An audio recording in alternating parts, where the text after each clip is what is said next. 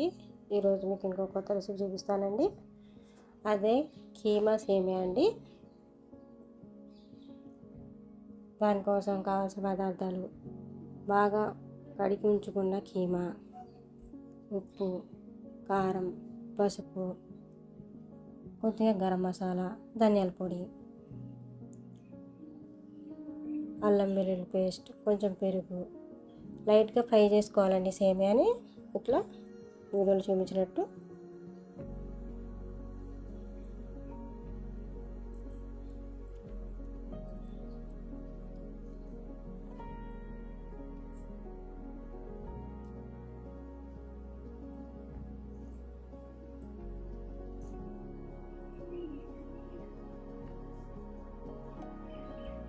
ఈ సేమియా కోసం ఫస్ట్ కీమాని ఉప్పు, కారం, పసుపు, గరం మసాలా, ధనియాల పొడి ఈ 5టిని కలిపించుకోవాలండి. అల్లం వెల్లుల్లి పేస్ట్ పక్కన ఉంచుకోవాలండి, అందులో కలపకూడదు.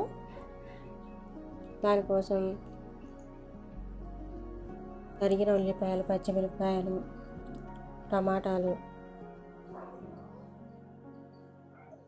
బిర్యానీ మసాలాలు, జీడిపప్పు తీసుకోవాలండి.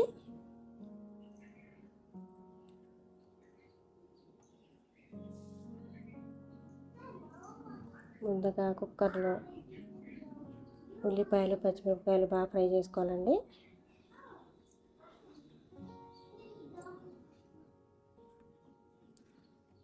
తర్వాత బిర్యానీ మసాలాలు కూడా వేసేయాలండి అందులో.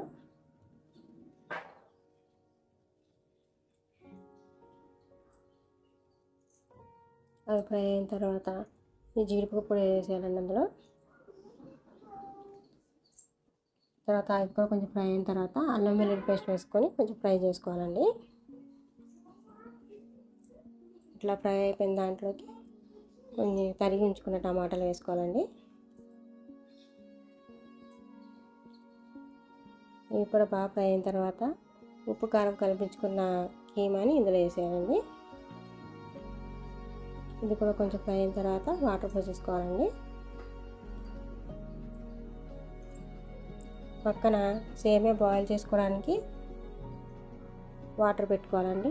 వాటర్ బాగా బాయిల్ అయిన తర్వాత అందులో సేమియా వేసుకొని కొంచెం ఉడకనివ్వాలండి. ఒక 80% ఉడకనివ్వండి. ఈ లోపల కీమా కర్రీ తయారైపోతుందండి. అందులో ఈ ఉడకబెట్టుకున్న సేమియా నీళ్ళు వాడి చేసి బాగా ఇందులో కలిపేసుకోవాలండి.